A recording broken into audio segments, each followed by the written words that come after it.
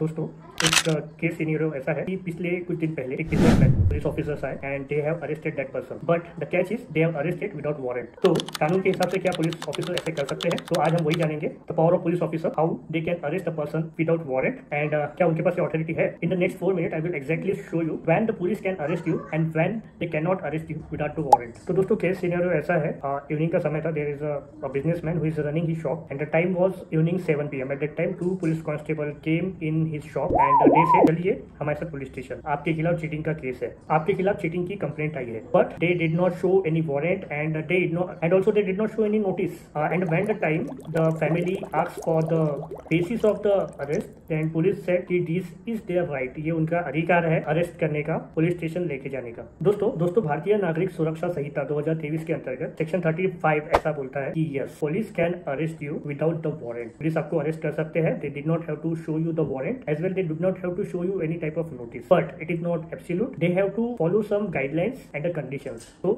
वो in this video I will tell you the conditions. If they follow the condition, then of course they can arrest you, but if they are not following the conditions and the guidelines, then definitely you have to resist them. So number 1 condition is there should be cognizable offense. Yes, cognizable offense अगर है at that time although they can arrest you without warrant। अगर समझ लो कि cognizable offense नहीं है, cognizable offense को मैं इस वीडियो में सिंपल तरीके से समझाता हूँ कि जो थोड़ा सा हीनियस लेवल का होता है, थोड़ा सा जिसमें तो क्राइम का इंटेंसिटी वो ज्यादा होता है। अगर ऐसा कोई ऑफेंस हुआ है तो eight that time yes, police can arrest you without the warrant, but it is not a whole purpose, it should be cognizable offense plus it should be done with a reasonable suspicion। मतलब police को suspect होना चाहिए कि ये cognizable offense तो है, but उसके पीछे रीजनिंग भी होना चाहिए कि ये सस्पेक्टियस ऑफेंस हो सकता है। पुलिस को ऐसा लग सकता है कि जो पर्सन है वो गलत इन्फॉर्मेशन दे रहे हैं एंड पुलिस को ये भी रीजनेबल डाउट हो सकता है कि the evidence, the person can likely to tamper the evidence in this situations also, तो police can arrest you without warrant. तो जैसे केस सिनेरियो था, केस सिनेरियो में उनके ऊपर चार्ज है चीटिंग का, तो यह cheating is a type of cognizable arrest. Yes, cheating is a type of cognizable offence. Bharatiya Nyaya संहिता का सेक्शन 318 ये कहता है कि cheating is a cognizable offence. If you are having a charge under the cheating at that condition, भैया police आपको jail लेके जा सकती है, but even this is not also absolute. इसमें भी जो सेफ गार्ड्स है वो फॉलो होना बहुत ज्यादा जरूरी है। There is a legal maxim, this is very basic but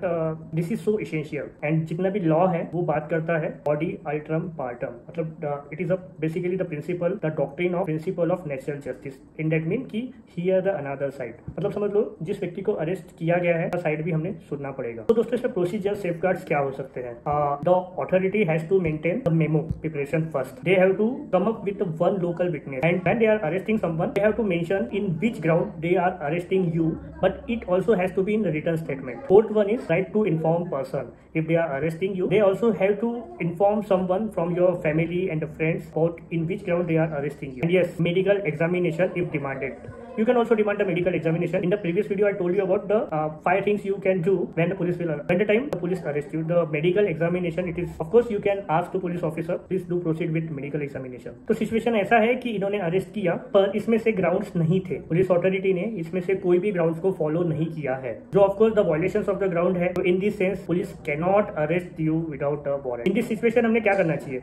of course हमने बेल के लिए अप्लाई करना चाहिए, बेल एप्लीकेशन फिलअप करना चाहिए। अगर कोर्ट को ऐसा समझ में आता है कि ये अरेस्ट एक इंटेंशनली अरेस्ट है, विदाउट ग्राउंड वाला अरेस्ट है, तो yes, court can grant you the bail and yes, bail is the rule and jail is the exception. ये चीज हमेशा ध्यान रखिए। ज्यादातर केसों में ये देखा गया है कि ऐसे कोई सिचुएशन होती है तो सेम डे में आपको बेल मिलने के पूरे चांसेस रहते हैं। तो दोस्तों अगर आप या आपके फैमिली में से किसी के साथ ऐसा होता है तो आपको क्या करना चाहिए? पहली चीज ऐसी है, आपको अरेस्ट मेमो लेना है, आपको ग्राउंड पूछना है कि किस ग्राउंड में उन्होंने आपको अरेस्ट किया है, वो ग्राउंड्स रिटर्न होनी चाहिए एंड ऑफ कोर्स आपको विटनेस का डिमांड भी करना चाहिए। दोस्तों आपको क्या नहीं करना चाहिए? You don't have to be aggressive, you don't have to be argue with them. आपको आर्गुमेंट नहीं करना है उनके साथ, किसी भी ब्लैंक पेपर में आपको साइन नहीं करना है। It is very basic thing but yes, you have to think more about this. Whenever if they will call you, if they will tell you please sign in this paper, make sure you have read all the points there. आप पूरा उससे पढ़िए, उसके बाद ही आपको लगता है तो साइन कीजिए। बट उससे भी सबसे ज्यादा इंपॉर्टेंट चीज ये है कि you can ask them to call your lawyer. आप उनसे ये बोल सकते हैं कि भाई मुझे मेरे लॉयर से बात करनी है। विजिलेंटिबस नॉन नॉर्मेटिवस पूरा सबवेनिएंट, ये एक ऐसा मैक्सिम है जो आपको ये बताता है अगर आप विजिलेंट हो